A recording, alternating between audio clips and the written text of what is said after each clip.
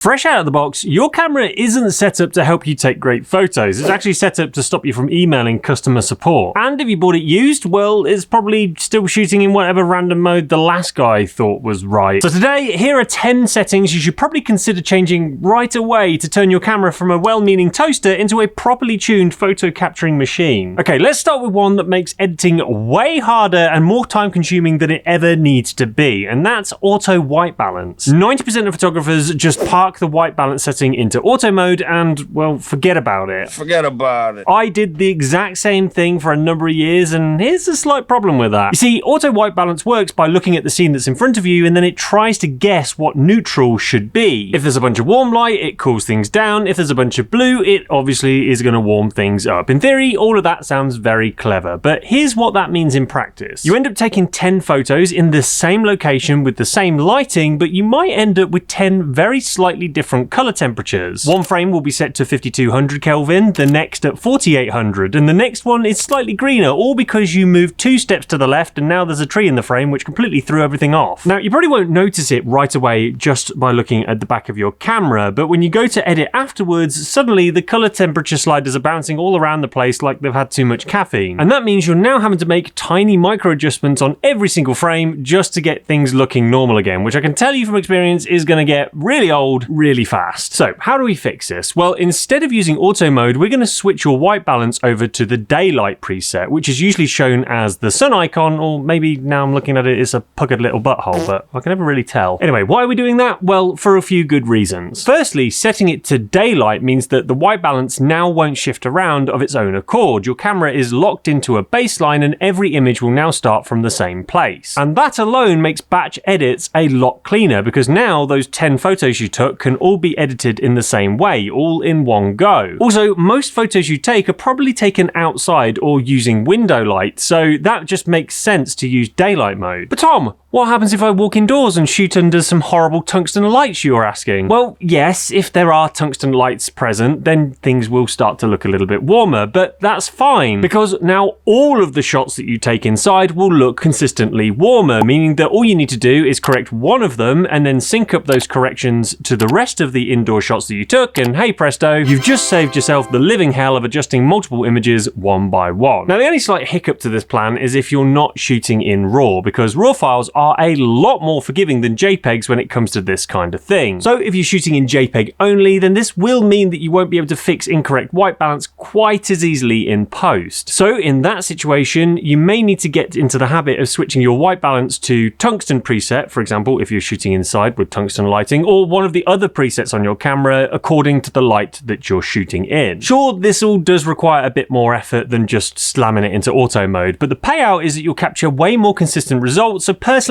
I think it's well worth it. So for this next one, we're actually going to change 2 settings, but don't worry, it'll all make sense why in just a minute. So the first thing I want you to do is set your ISO to auto mode. Now, I know a lot of beginners avoid using auto ISO mode like it's going to turn their camera radioactive or something, usually for one reason, and that's the fear that if you let the camera control ISO, it's just going to randomly crank the ISO to 25 million at the slightest hint of darkness, and all of your images are going to look like they've been shot during a sandstorm. And yes, that could theoretically happen, but the thing is, modern cameras are actually pretty smart. I mean, they're much smarter than most politicians, at least, and we let those guys run the world, so maybe it's time to just have a little bit more faith in your camera. Cameras don't just randomly max out ISO for no reason. Most of the time, they'll keep things within a sensible range just to maintain proper exposure. So using auto ISO actually makes a lot of sense, because it frees up your brain to concentrate on the things that the camera can't do for you. Things like composition, timing, and actually capturing the moment. But if your childhood left you scarred with serious trust issues, then don't worry, because this is where adjusting the second setting that I mentioned at the start comes in handy. Go into your settings menu and have a scout around until you find the option called Maximum Auto ISO, or words to that effect. This right here is your safety net. This setting allows you to put in place a hard ISO limit for your camera whilst it's in auto ISO mode. Effectively, you're telling it that you're allowed to help, but don't take the piss. The trick here is just to make sure that you set it to a sensible ceiling. For most modern cameras, 3200 is very safe, 6400 is usually still absolutely usable, and beyond that, you're probably probably want to know about it. Now look, if you're unsure as to what to set this to, just take a series of test shots at each ISO range and figure out where you are personally happy to draw the line. By setting that limit, you get the best of both worlds. You get the flexibility of auto ISO, meaning your exposure adapts instantly as the light changes, but you can also protect yourself from accidentally shooting half of your day at an ISO that makes your photos look like you poured gravel directly onto the sensor. Now, this next setting is the one that quietly causes half of all of my photos aren't sharp enough problems, and most people don't even know this thing exists. But before we go any further, I do need to stress that this one won't actually apply to anyone who prefers to shoot in either full manual mode or shutter priority mode, and you'll see why in just a second. So if you're using auto ISO mode, which hopefully you are now because, we've literally just talked about it, there's another setting buried in the menu that's also very important. Now, here's the problem. When the light drops, your camera has to make a decision. It can either raise the ISO or slow down your shutter speed. And seeing as we've now capped the max ISO, it will now choose to slow down the shutter, which is all fine until it drops your shutter to something like 1/20th of a second and leaves you wondering why everything now looks like it was photographed during an earthquake. Look, the problem is your camera doesn't know how steady your hands are, and it doesn't know if your subject is moving. It just wants to maintain a correct exposure. So dropping the shutter speed is the correct thing to do, but it can cause you issues if you don't spot it in time. So here's what to do. Go into your settings and find the minimum shutter speed option. Obviously, it might be called something slightly different to that, depending on what camera you use. From here, we can determine the slowest shutter speed we want the camera to use when trying to calculate exposure. Now, a very safe baseline for shutter speed is using something that's roughly double that of the focal length that you're using. For example, if you tend to shoot with a 50mm lens, perhaps set this to 1/100th of a second because,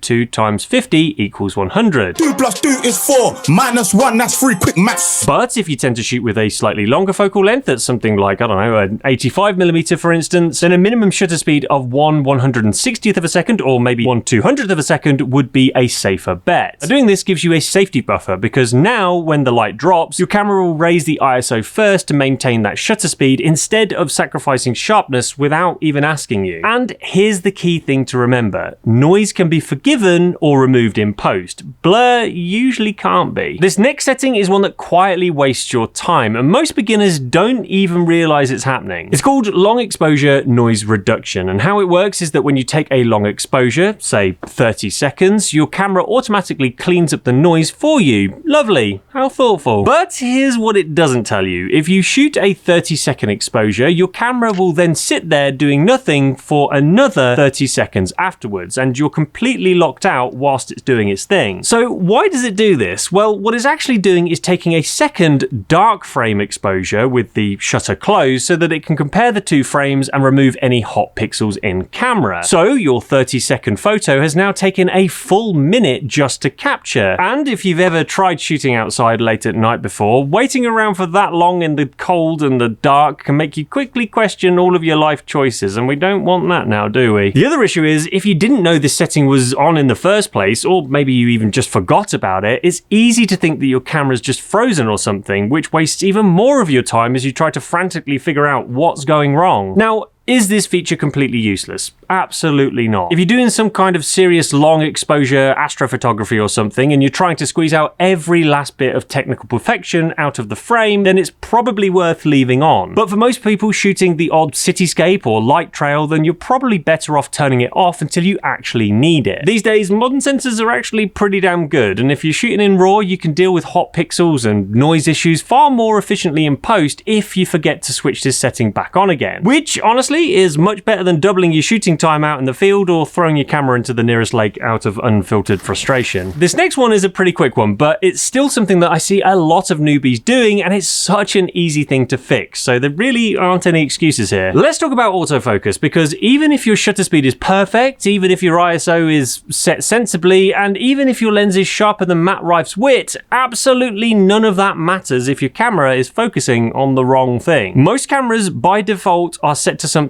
like wide area AF or auto area AF or some variation of I have no idea which option to pick, so I'll just let the camera decide for me mode, which is all great until you realize you live in 2026 and AI hasn't fully taken over yet, so cameras have absolutely no idea what the hell you actually care about in the frame. You might be trying to focus on someone's eyes and the camera decides that the tree branch in the background is way more interesting.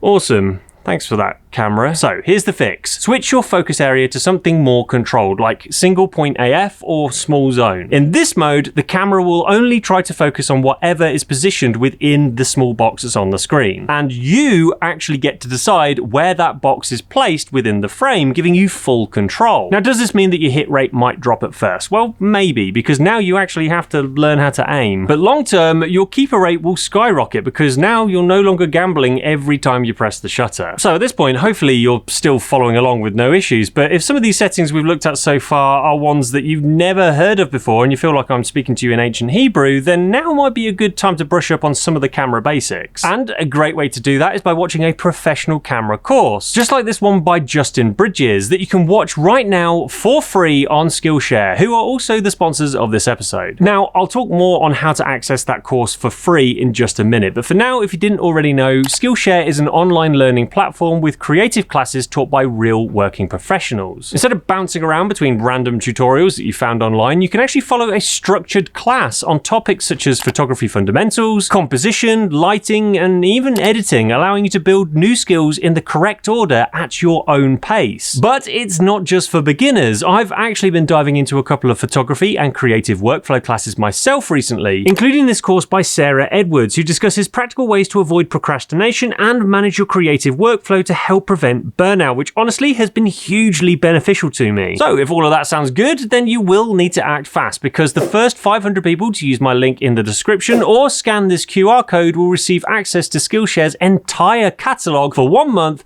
completely free, no strings attached. So seriously, why not give it a try? Because you've got absolutely nothing to lose and a whole mountain of knowledge to gain. Anyway, back to the topic of focus, and now let's talk about autofocus modes, because a lot of beginners discover continuous AF or AFC as it's sometimes labeled, and then just, well, never turn it off again. It becomes some form of emotional support for some weird reason. Well, I'm about to rip off that proverbial band-aid, so brace yourself. Now, before I start, don't get me wrong here, continuous AF is brilliant if you're shooting sport, wildlife, or just your kids running around like they've just finished an IV drip of Haribo. It's exactly what you want. This mode ensures that the camera is constantly adjusting the focus as the subject moves around the frame, anticipating their every moment. But here's the problem with using this all of the time. Even if your subject isn't moving, continuous AF is still working. It's constantly checking and constantly making adjustments, just waiting for that brick wall that you're photographing to move. But that means that sometimes continuous AF mode will cause the camera to hunt slightly or shift focus right as you press the shutter, because it's trying to react to movement that's never gonna come. I'm gonna come. So if you're photographing something static, like portraits, landscapes, architecture, literally anything that isn't sprinting away from you faster than your youth, then switch over to single AF instead. This will cause the camera to focus once as you have to press the shutter, lock it in, and then take the shot.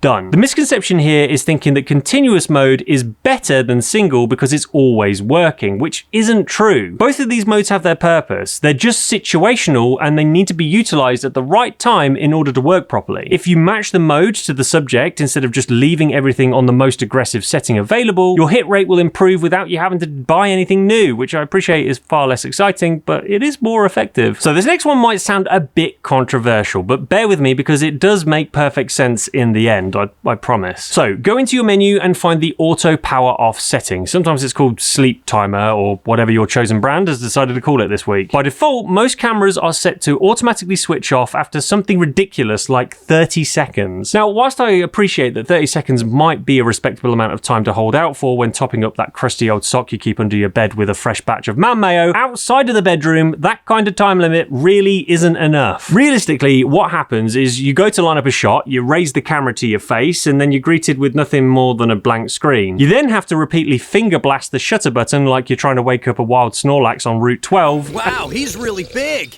And before you know it, the moment is gone, all because apparently the camera thought you were done with photography for the day because you didn't give it attention for 30 seconds. Luckily, the fix is pretty simple. If your camera happens to have a pretty shitty battery life for some reason, then setting this to something like 5 or maybe 10 minutes is usually enough to help preserve some of the juice, but also make sure that it doesn't fall asleep every 5 45 seconds like an old dude on the subway. Personally, I like to give myself a bit longer, usually as much as 30 minutes, because I'd much rather drain the battery than risk missing a moment. But I also don't want to turn it off completely, because if I accidentally forget to turn the camera off at the end of the day when I'm not using it anymore, or it turns on in my bag without me even realizing, at least after 30 minutes I know it's going to power down and prevent the battery from being completely depleted. Just remember, batteries are rechargeable. Missed moments are usually gone forever. This next setting is actually something that a lot of people change themselves, thinking that they're giving themselves an advantage or something, when in actual fact it could cause a few unwanted side effects. I'm talking about silent shutter mode. This option tells the camera to use the electronic shutter over the mechanical one, if your camera has one. And I've just realized that it doesn't apply to this camera because it doesn't have a shutter, but let's just pretend for now, okay?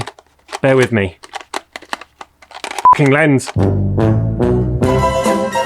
Obviously, if your camera doesn't have a mechanical shutter, then this won't apply to you, so feel free to skip ahead, but otherwise, listen up. Most people stick their camera into silent shutter mode and leave it there, thinking that if they always shoot without making a noise, it'll make them less noticeable, and therefore, they'll be less likely to draw attention to themselves. But let's be honest, silent shutters are for keeping vicars happy while shooting in churches, or for taking photos of your neighbour undressing from the hedgerow at night. Other than that, fuck being silent, I say, because I actually want to hear that sexy shutter absolutely clapping cheeks as it opens and closes, because, you know, that's the kind of thing that gets me going, but that's just me. Anyway, what a lot of people don't realise is that shooting with an electronic shutter can have a few undesirable side effects. Firstly, there's rolling shutter, which is that jelly-like effect that's caused when the camera is panned too quickly whilst taking the photo, or your subject moves across the frame at a fast speed. Sick as a dog now.